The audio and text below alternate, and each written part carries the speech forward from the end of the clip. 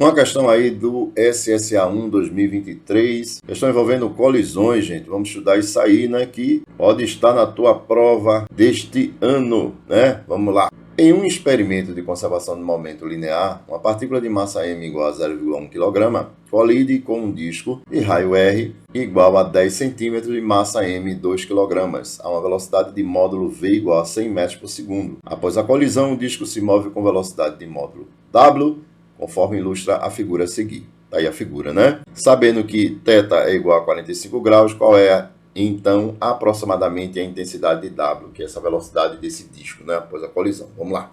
Eu vou fazer o seguinte, gente, eu vou trabalhar com dois eixos, mas eu vou na realidade a gente só vai ter um eixo padrão aqui, que é o eixo X. Por quê? Porque veja que essa partícula aqui, ó, ela está no eixo X, né, dessa minha trajetória, e não tem nenhum movimento na vertical, ou seja, eixo Y.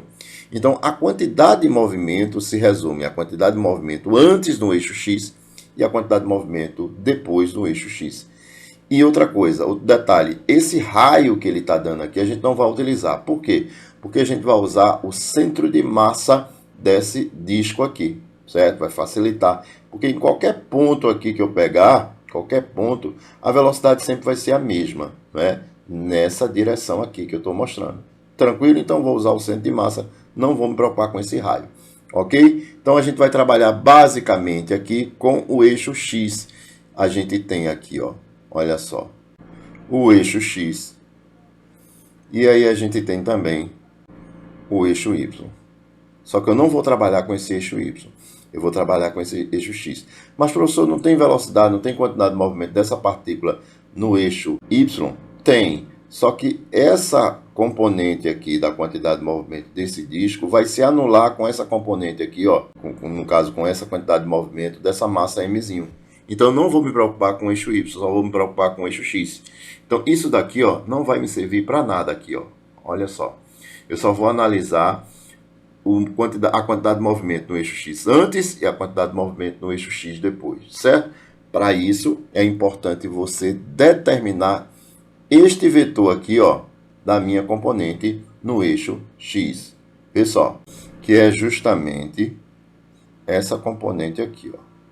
Quantidade de movimento do disco nesse eixo. Vou até destacar aqui, ó. Tranquilo? Então eu tenho o seguinte, vamos numerar isso aqui, ó, para facilitar. Antes eu vou chamar isso aqui de QX. Ou seja, quantidade de movimento antes da colisão no eixo X. Tranquilo? Quantidade de movimento depois no eixo X, eu vou chamar de QX'. Certo? Só que essa quantidade de movimento de X' é com relação a isso daqui, né? Com o disco. Porque essa massa mzinho aqui, ó, vai se cancelar com essa componente aqui de quem? Do disco. Então não vamos me preocupar com isso. Só vamos preocupar com a quantidade de movimento depois de quem? Da massa desse disco, beleza? Então vamos fazer isso aqui agora, ó. Eixo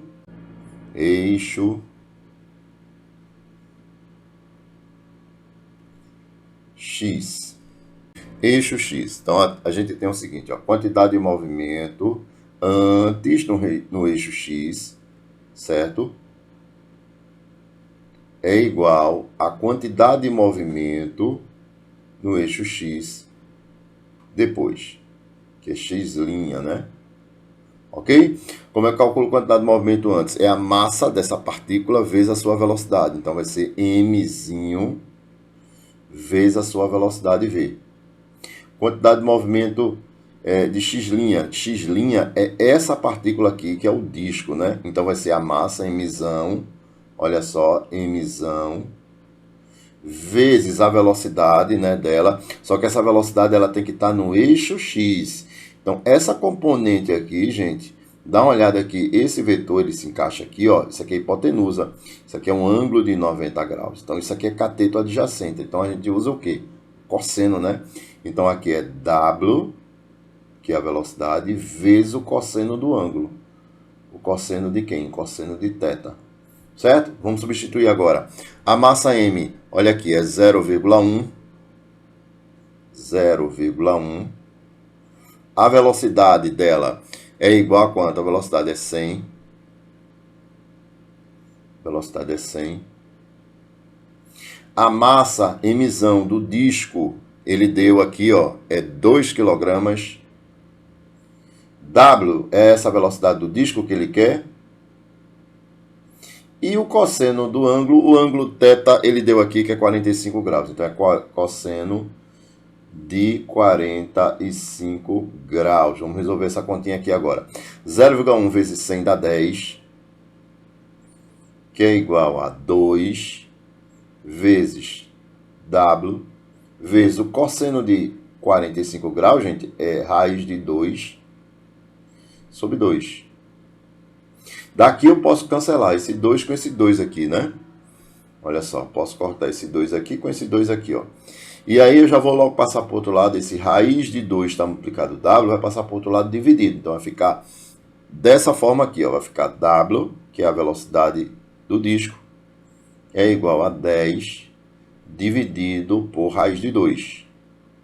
E aí a gente vai ter que racionalizar. O que é racionalizar? Eu vou multiplicar em cima e embaixo por esse mesmo radical. Então, em cima, raiz de 2. Embaixo também, raiz de 2. Ok? Então, aqui vai ficar em cima aqui, ó. Olha só, 10 vezes raiz de 2 dá 10 raiz de 2. Embaixo vai ficar raiz de 2 vezes raiz de 2, que dá raiz de 4. Só que raiz de 4 é quanto? 2. Então, eu posso dividir aqui esse 10 aqui com esse 2, né? 10 dividido por 2 vai dar 5. Então, a velocidade do disco é igual a 5 raiz de 2. Só que esse raiz de 2 aqui, gente, é aproximadamente 1,42. Então, W, que é a velocidade do disco, vai ser 5, que multiplica 1,42. 5 vezes 1,42, isso aqui vai dar 7,1. Então, a velocidade do disco vale 7,1 metro por segundo.